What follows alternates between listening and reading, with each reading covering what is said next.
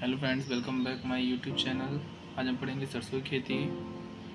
11th class agriculture students के लिए बहुत ही इम्पोर्टेंट है और 12th के लिए भी। इसमें पहले पढ़ते हैं महत्व। रबी के मौसम में उगाई जाती है सरसों की फसल। रबी के मौसम में उगाई जाती है। इन फसलों से तेल प्राप्त होता है। मूंगफली के बाद इस फसल का ही स्थान है।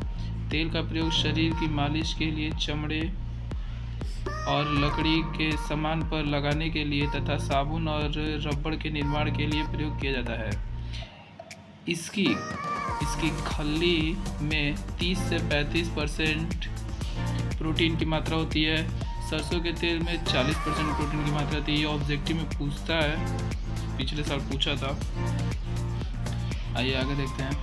क्षेत्रफल तथा उत्पादन। भारत में लगभग 66.34 लाख हेक्टेयर भूमि पर सरसों व राई की खेती की जाती है।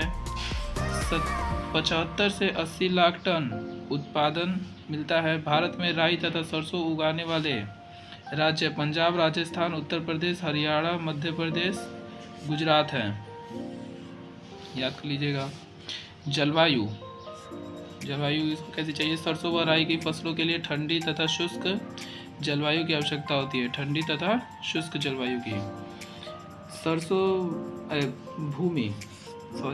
भूमि सरसों व राई के लिए बलुई दोमट भूमि से लेकर मटियार दोमट भूमि में उगाया जा सकता है। मतलब सबसे अच्छा तो इसके लिए बलुई दोमट मिट्टी होता है, लेकिन यह मटियार दोमट मिट्टी में भी उगाया जा सकता है।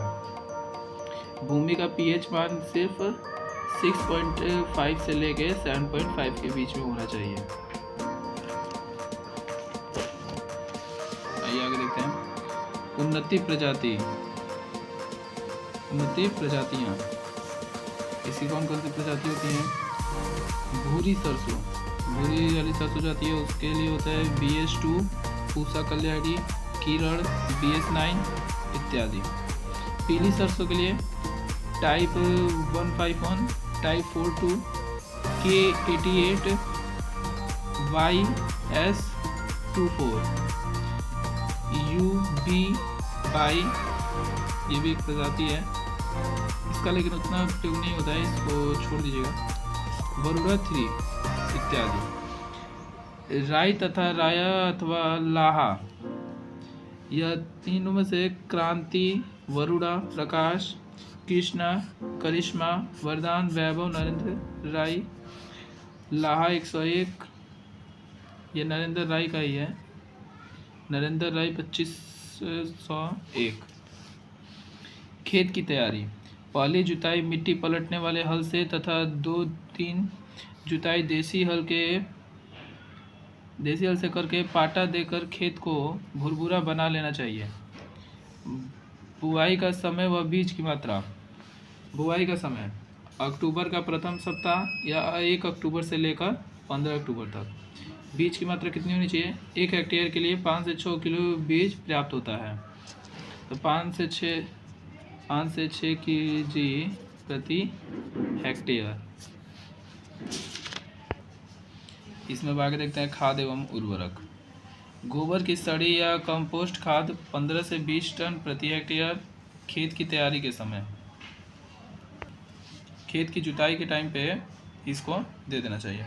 उसके बाद नाइट्रोजन, फास्फोरस, पोटास। नाइट्रोजन 80 से 100 किलो प्रति hectare, 40 kilo phosphorus, 40 kilo potash.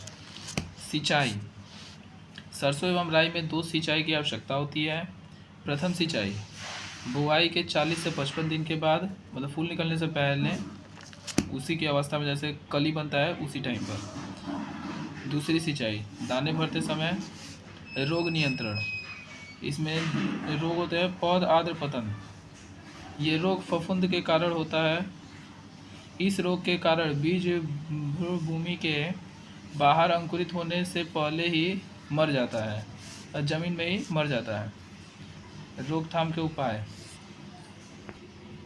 पहला, बीज को 2 ग्राम कैप्टान या कार्बेंडाइजम से उपचारित करके बोना चाहिए। दूसरा, कटाई के बाद फसल के अवशेषों को नष्ट कर देना चाहिए।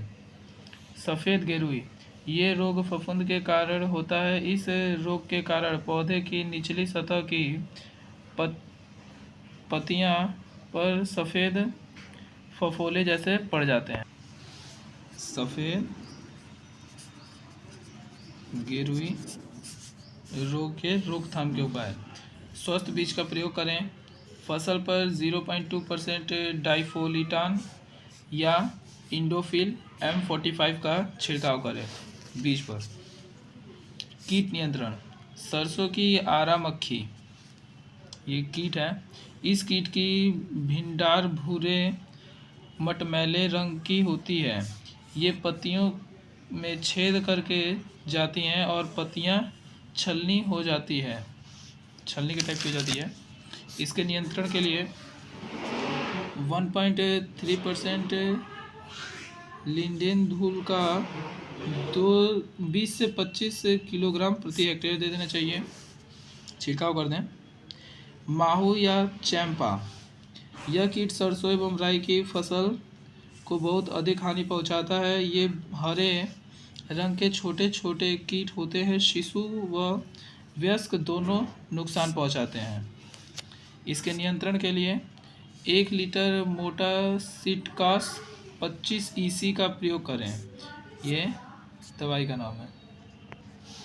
दूसरा, क्राइसोपरला कार्निया पर भक्षी 10,000 अंडे